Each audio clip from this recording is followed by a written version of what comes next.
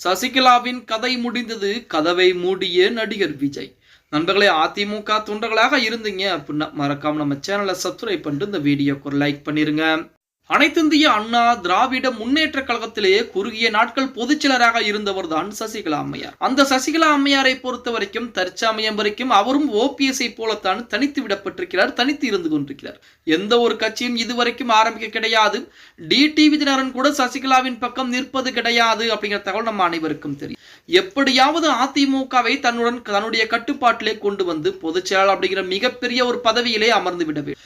அதிமுகவை தன்னுடைய குடும்ப கட்சியாக எப்படியாவது மாற்றிவிட வேண்டும், நாம் தான் முதன்மையான இடத்திலே இருக்க வேண்டும் என நினைத்துக் கொண்டிருப்பவர் தான் சசிகலா அம்மையார். இப்ப சசிகலா அம்மையாரையும் டிடி தினகரனும் வெளியேற்றப்பட்டதிலே முக்கியமான பங்கு ஓபிஎஸ்க்கு தான் இருக்கிறது அப்படின்னே கூட சொல்லலாம். சசிகலா அம்மையார் கர்நாடக சிறைச்சாலையிலே சிறை தண்டனை விதிக்கப்பட்ட அந்த நேரத்திலே பாத்தீங்கன்னா ஓபிஎஸ் மேடை ஏறி சுவீட் கொடுத்து கொண்டாடினார் அப்படிங்கிற மாதிரி தகவல் கூட ஒரு காலத்தில் இணையதளங்களிலே பரவி கொண்டது.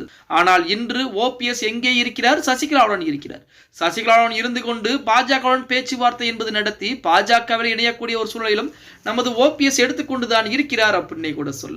இப்ப சசிகலா டிடிவி தினகரனுக்கு இருக்கக்கூடிய கடைசி வாய்ப்பு என்ன? தனிப்பட்ட முறையிலே போட்டியிட்டால் 2026 சட்டமன்ற தேர்தலில் வெற்றி வாய்ப்பை பெற முடியுமா? அவருக்கு இருக்கக்கூடிய தொண்டர்களுக்கு தொகுதிகளை ஒதுக்கி கொடுத்து வெற்றிகளை பெற முடியுமா அப்படின்னா வாய்ப்புகள் என்பது கிடையாது. அதன் காரணமாகத்தான் சசிகலா அம்மையார் ஒவ்வொரு பேட்டியிலுமே 2026 அதிமுகவை வெற்றி பெற வைப்பேன், அதன் என் மூலமாகத்தான் அதிமுக வெற்றி பெறப் போகிறது, நான் அதிமுகவை வெற்றி பெற வைப்பேன், நிறைய சஸ்பென்ஸ் எல்லாம் வெடிக்க போகிறது, பொறுத்திருந்து பாருங்கள் என அறிவிப்புகளை மட்டும் கொடுத்துக் கொண்டிருக்கிறார். அவர் கொடுக்கக்கூடிய அறிவிப்புகளும் தற்சமயம் வரைக்குமே பார்த்தீங்கன்னா அறிவிப்புகளாகத்தான் இருந்து கொண்டிருக்கிறது.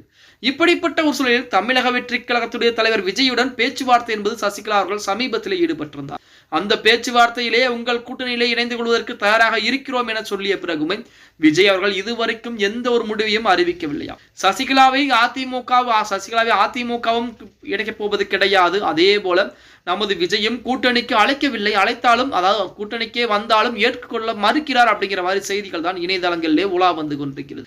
இப்ப செங்கோட்டையன் சசிகலா அணியில் இணைந்திருக்கலாமே, ஓபிஎஸ் அணியில் இணைந்திருக்கலாமே, ஏன் டிடிவி தினகரன் அணியில் இணைந்திருக்கலாம்? இவர்கள் தான் அதிமுகவை காப்பாற்றக்கூடிய நபர்களே. அதிமுகவை காப்பாற்றி வெற்றி பாதைக்கு அழைத்துக் கொள்ளக்கூடிய இந்த 3 நபர்கள் பக்கம் செங்கோட்டையன் இணைந்திருக்க வேண்டியதானே, ஏன் தமிழக வெற்றி கழகத்திலே இணைந்து கொண்டார்?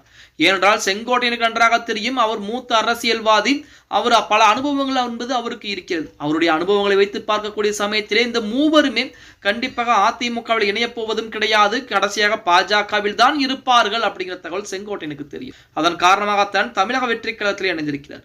அது மட்டுமில்லாமல் தமிழக வெற்றி கழகம் தற்போது சசிகலா அம்மையாருக்கு கதவுகளை சாத்தி விட்டதாகத்தான் செய்திகள் என்பது இணையதளங்களிலே உலா வந்து கொண்டிருக்கிறது. எது எப்படி இருந்தாலும் 2026 அதிமுக அமோக வெற்றி பெறப் போகிறது, அதில் எந்த விதமான மாற்று கருத்தும் கிடையாது. ஓகே கைஸ், வீடியோ பிடிச்சிருந்தா மறக்காம லைக் பண்ணிருங்க.